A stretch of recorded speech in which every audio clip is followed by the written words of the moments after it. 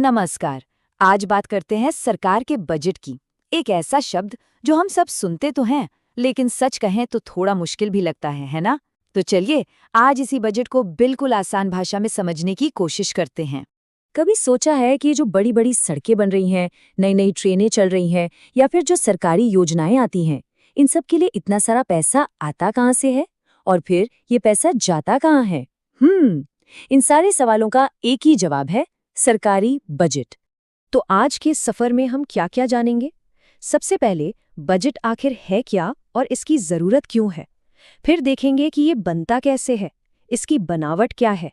इसके दो बड़े हिस्से हैं, राजस्व और पूंजी। इन दोनों का हिसाब किताब समझेंगे। और आखिर में सरकार की कमाई का जो सबसे बड़ा जरिया है यानी टैक्स, उस पर भी बात करेंगे। तो चलिए शुरू करते हैं पहले पड़ाव से।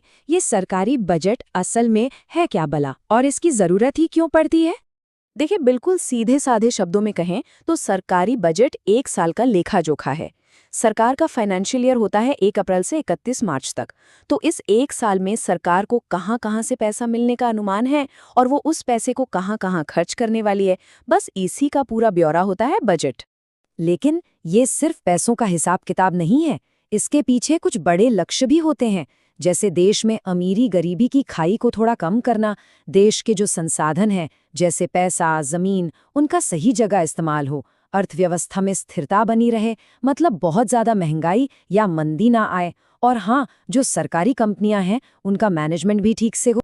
ठीक है, तो अब ये तो समझ आ गया कि बजट क्यों जरूरी है। अब सवाल उठता है कि ये बनता कैसे है, इसकी बनावट क्या है। चलिए देखते हैं। पूरे सरकारी बजट को ना हम दो बड़े हिस्सों में तोड़ सकते हैं। एक है राजस्व बजट और दूसरा है पूंजीगत बजट। अब ये सुनने में भारी लग सकता है पर है बहुत आसान। इसे अपने घर के बजट की तरह समझिए।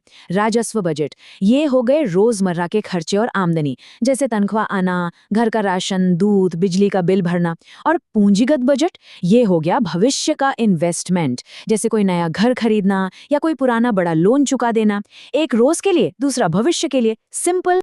चलिए अब पहले हिस्से यानी राजस्व बजट को थोड़ा और करीब से देखते हैं। ये सरकार के रोज के लेन देन से जुड़ा हुआ मामला है। राजस्व प्राप्तियां सरकार की वो आमदनी है जिससे न तो सरकार पर कोई कर्ज चढ़ता है और न ही उसकी कोई संपत्ति बिकती है। मतलब ये सरकार की अपनी कमाई है, कोई उधार नहीं। इसीलिए इसे वापस चुकाने की कोई टेंशन नहीं होती। तो सवाल है कि ये कमाई आती कहाँ से है? इसके दो मेन सोर्स हैं। सबसे बड़ा है टैक्स जो हम सब देते हैं, और दूसरा है नॉन टैक्स मतलब गैर कर प्राप्तियां। इसमें क्या क्या आता है, जैसे कोई सरकारी फीस, जुर्माना, सरकारी कंपनियों से हुआ मुनाफा या विदेशों से मिली कोई मदद। अब सिक्के का दूसरा पहलू देखते हैं, राजस्व व्यय। ये सरकार का वो खर्चा है जिससे न तो भविष्य के लिए कोई बिल्डिंग या सड़क बनती है और न ही कोई पुराना कर्ज कम होता है। ये एक तरह से सिस्टम को चलाने का खर्च है जो हर हाल में करना ही पड़ता है।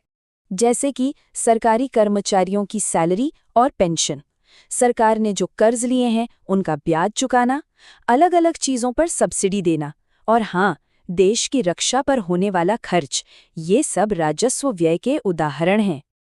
चलिए अब आते हैं बजट के दूसरे और बहुत ही जरूरी हिस्से पर, पूंजी का हिसाब।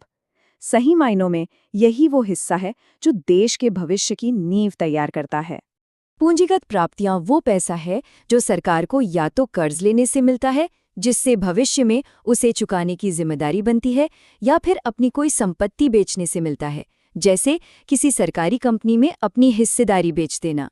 इसके कुछ उदाहरण हैं, जैसे आम जनता, रिजर्व बैंक या दुनिया के दूसरे देशों से उधार लेना, या फिर सरकार ने किसी को लोन दिया था तो वो पैसा वापस मिलना। और विनिवेश, जिसके बारे में हमने अभी बात की, सरकारी कंपनियों में हिस्सा बेचना। और पूंजीगत व्यय क्या है? ये वो खर्च है जिससे या तो देश के लिए कोई संपत्ति बनती है, जैसे कि कोई नया हाईवे या एयरपोर्ट, या फिर सरकार की कोई पुरानी देनदारी कम होती है, जैसे किसी कर्ज को चुका देना। ये एक तरह से भविष्य के लिए किया गया निवेश है। इस तरह के खर्चों में नई सड़कें, पुल, स्कूल, अस्पताल बनाना, ये सब शामिल है।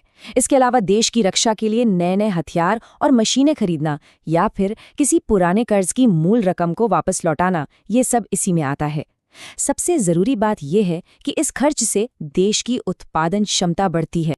अच्छा, इतनी देर से हम बार बार टैक्स की बात कर रहे हैं, और करें भी क्यों ना, ये सरकार की कमाई का सबसे बड़ा और सबसे जरूरी जरिया जो है। तो चलिए इसे थोड़ा और समझते हैं। कर यानी टैक्स एक ऐसा अनिवार्य भुगतान है जो हर व्यक्ति या कंपनी को सरकार को करना ही पड़ता है। इसके बदले में हम ये उम्मीद नहीं कर सकते कि सरकार हमें कोई सीधा फायदा देगी। ये देश की भलाई के लिए एक तरह का योगदान है। अब देखिए, टैक्स भी मोटे तौर पर दो तरह के होते हैं। पहला है प्रत्यक्ष कर, मतलब डायरेक्ट टैक्स। जैसा नाम वैसा काम, ये जिस पर लगता है बोझ भी उसी को उठाना पड़ता है। सबसे अच्छा उदाहरण इनकम टैक्स। दूसरा है अप्रत्यक्ष कर, यानी इनडायरेक्ट टैक्स। इसमें थोड़ा ट्विस्ट है, ये लगता किसी पर है और भरता कोई और है। जैसे जीएसटी, सरकार दुकानदार से लेती है, लेकिन दुकानदार उसे सामान की कीमत में जोड़कर हमसे और आपसे ले लेता है, मतलब बोझ आगे बढ़ा दिया जाता। भारत में जो इनकम टैक्स सिस्टम है वो प्रगतिशील है, यानी प्रोग्रेसिव टैक्स सिस्टम। इसका मतलब बहुत सीधा है, जिसकी कमाई जितनी ज्यादा उसको उतनी ही ऊंचे रेट से टैक्स देना पड़ता है। इसका मकसद समाज में आय की असमानता को कम करना है। तो कुल मिलाकर देखें तो सरकारी बजट एक बहुत ही नाजुक संतुलन साधने का काम है।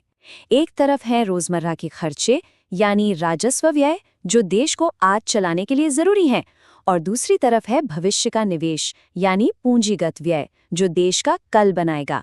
बजट इन्हीं दोनों के बीच एक बैलेंस बनाता है। तो ये सब समझने के बाद एक बहुत बड़ा सवाल खड़ा होता है, एक ऐसा सवाल जिस पर बड़े बड़े अर्थशास्त्री हमेशा बहस करते रहते हैं। सवाल ये है कि देश की तरक्की के लिए क्या करना चाहिए। क्या सरकार को और ज्यादा कर्ज लेकर सड़कें, पुल, स्कूल बनाने चाहिए? मतलब भविष्य के लिए संपत्ति तो बनेगी, पर कर्ज का बोझ भी तो बढ़ेगा। या फिर सरकार को अपने खर्चों में कटौती करनी चाहिए ताकि कर्ज का बोझ कम रहे? ये एक बहुत ही मुश्किल संतुलन है। इस पर सोचने के लिए बहुत कुछ है।